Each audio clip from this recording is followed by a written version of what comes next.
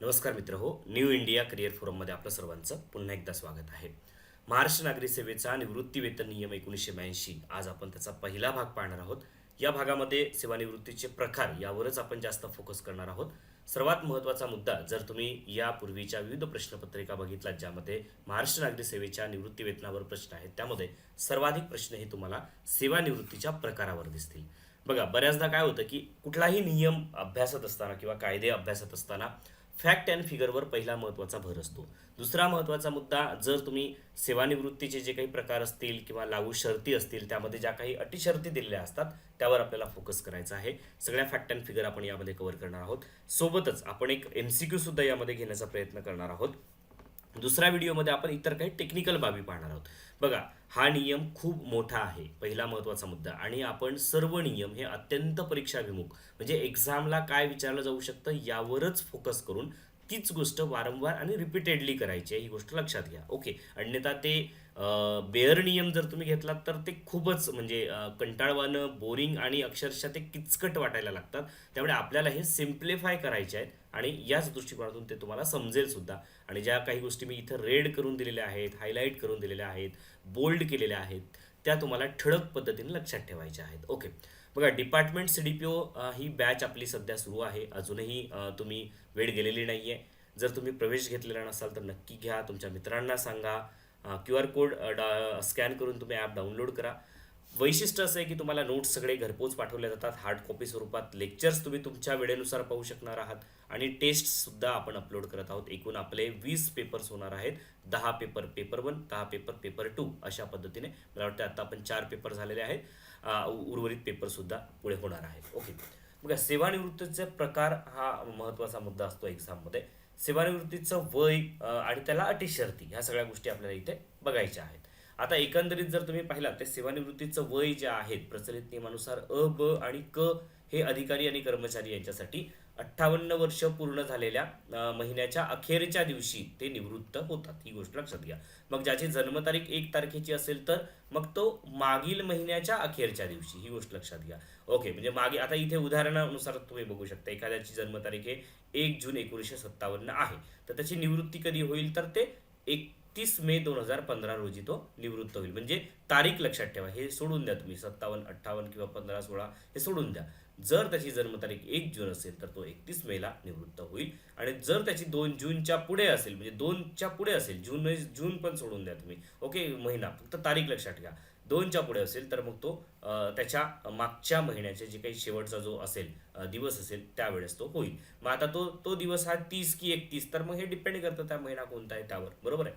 असे तर हा एक मुद्दा लक्षात घ्या. आणि चतुर्थ श्रेणी कर्मचाऱ्यांच्या बाबतीत 60 वर्ष. ओके, याच्यामध्ये तर काही तुम्हाला डाऊट नाहीच. आता दुसरा महत्त्वाचा मुद्दा, सेवानिवृत्तीचे जे काही प्रकार पडतात त्याच्यामध्ये नियत वयोमान सेवानिवृत्ती, त्याला सक्तीची सेवानिवृत्ती म्हणा, प्रीमॅच्युअर रिटायरमेंट म्हणा, त्यानंतर कर्मचाऱ्यांकडून मुदतपूर्व निवृत्ती, त्यानंतर नेक्स्ट आहे की स्वेच्छानिवृत्ती असेल. ओके, असमर्थता, रुग्णता निवृत्ती, जखम किंवा इजा निवृत्ती वेतन, त्यानंतर भरपाई निवृत्ती वेतन, अनुकंपा निवृत्ती वेतन. ओके, त्यानंतर कुटुंब निवृत्ती वेतन.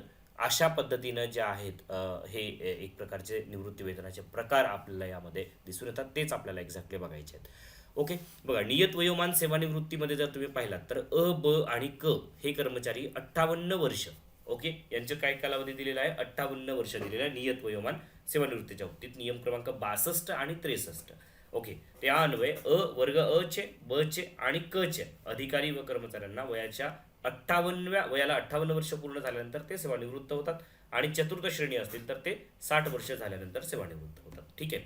आता याच्यामध्ये बघा, सक्तीची सेवानिवृत्ती हा जो मुद्दा आहे, प्रीमॅच्युअर रिटायरमेंट, याच्यामध्ये नियम क्रमांक 10.4 हा जो सांगतो याच्यामध्ये, तर 10.4 नुसार वर्ग क व ड यांच्या बाबतीत 55 वर्ष वय आणि 30 वर्ष अर्हताकारी सेवा. ओके, म्हणजे वयाची 55 वर्ष आणि सेवेची 30 वर्ष अर्हताकारी सेवा. मग सेवा म्हणजे अर्हताकारी सेवा म्हणजे काय, त्याचा अर्थ पुढे आपण बघणार आहोत. अर्हताकारी म्हणजे त्याला इलिजिबल आणि नॉट एलिजिबल अशा कुठल्या सेवा आहेत त्याही पुढे येतीलच आपल्याला.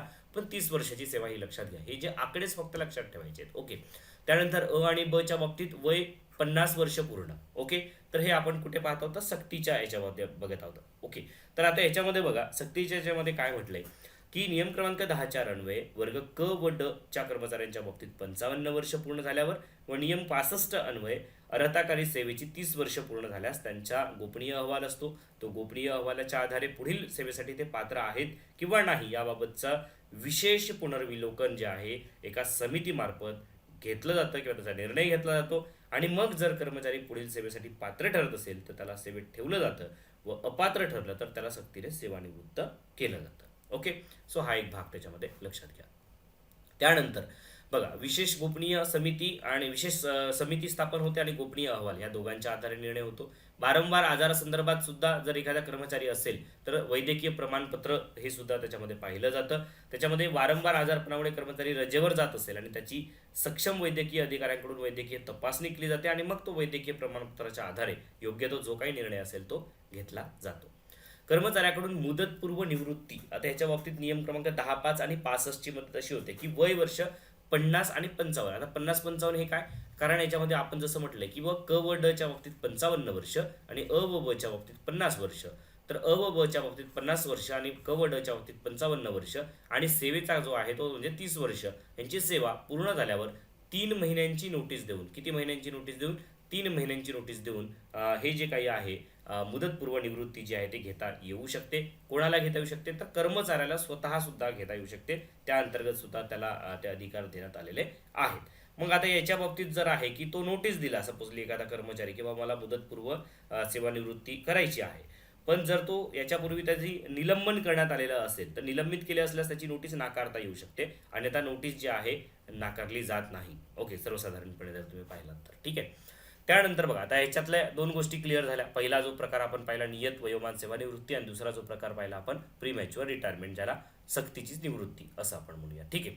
त्यानंतर बघा याच्यामध्ये स्वेच्छा सेवानिवृत्ती असा एक प्रकार जो आहे, तर शासकीय कर्मचाऱ्याची किमान 20 वर्ष अर्हताकारी सेवा पूर्ण झाल्यानंतर, किती वर्ष, 20 वर्ष, तो शासनास 3 महिन्यांची नोटीस देऊन स्वेच्छा सेवानिवृत्ती घेऊ शकतो. कर्मचाऱ्याने दिलेली नोटीस ही सक्षम प्राधिकाऱ्याने स्वीकारणे आवश्यक आहे. मात्र नोटीस कालावधी संपण्यापूर्वी सक्षम प्राधिकाऱ्याने ती नाकारली नाही तर 3 महिने पूर्ण झाल्यावर कर्मचाऱ्याने सेवानिवृत्तीसाठी सेवानिवृत्त झाला आहे असं समजलं जाईल. म्हणजे एकंदरीत काय की आम्ही नोटीस दिली आणि त्याच्यावर तुम्ही काही विचारच नाही केला तर ते मंजूर झालं असं म्हणायचं. नोटीस दिल्यानंतर ती कालावधी संपण्यापूर्वी मागे घ्यायची असल्यास सक्षम प्राधिकाऱ्याची परवानगी आवश्यक असते. कर्मचाऱ्याने विनंती केल्यास प्रशासकीय अडचण निर्माण होणार नाही याची खात्री झाल्यास नियुक्ती प्राधिकारी 3 महिन्यांच्या नोटीस कालावधी कमी सुद्धा करू शकतो. ओके. त्यानंतर नियम 10(4) आणि याच्यामध्ये 6(2) नुसार नोटीस कालावधी ज्या दिवशी संपतो त्याच्या दुसऱ्या दिवशी मध्यान्हपूर्व कर्मचारी निवृत्त मानला जातो, तो दिवस अकार्यदिन समजला जातो. ठीक आहे. त्यानंतर बघा असमर्थता किंवा रुग्णता निवृत्ती वेतन.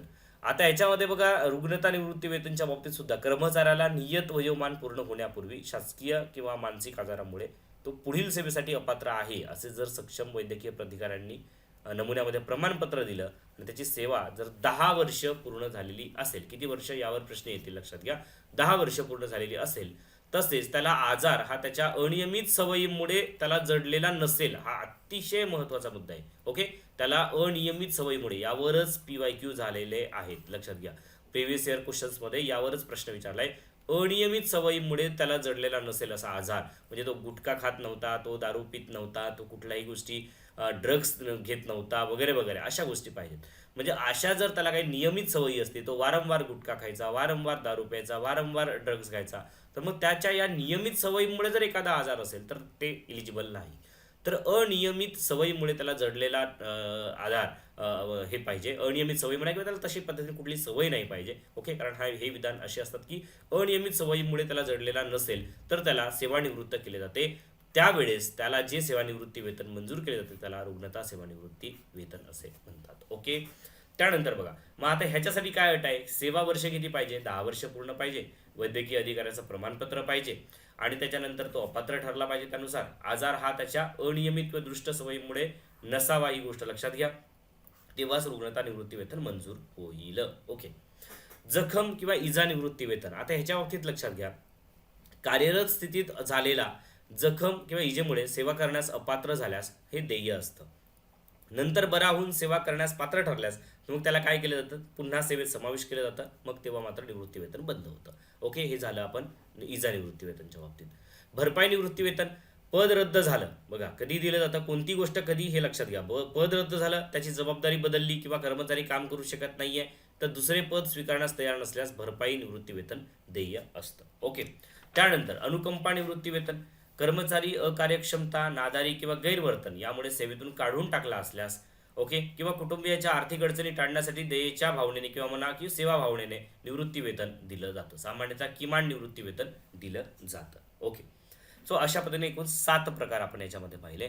त्यानंतर सक्तीचे सेवानिवृत्तीनंतरचे निवृत्ती वेतन. आता ह्याच्यामध्ये बघा की शिक्षा म्हणून दिलेली एक प्रकारची ही सक्तीची निवृत्ती असते. लक्षात घ्या, काय शिक्षा म्हणून दिलेली एक प्रकारची ही सक्तीची निवृत्ती आहे.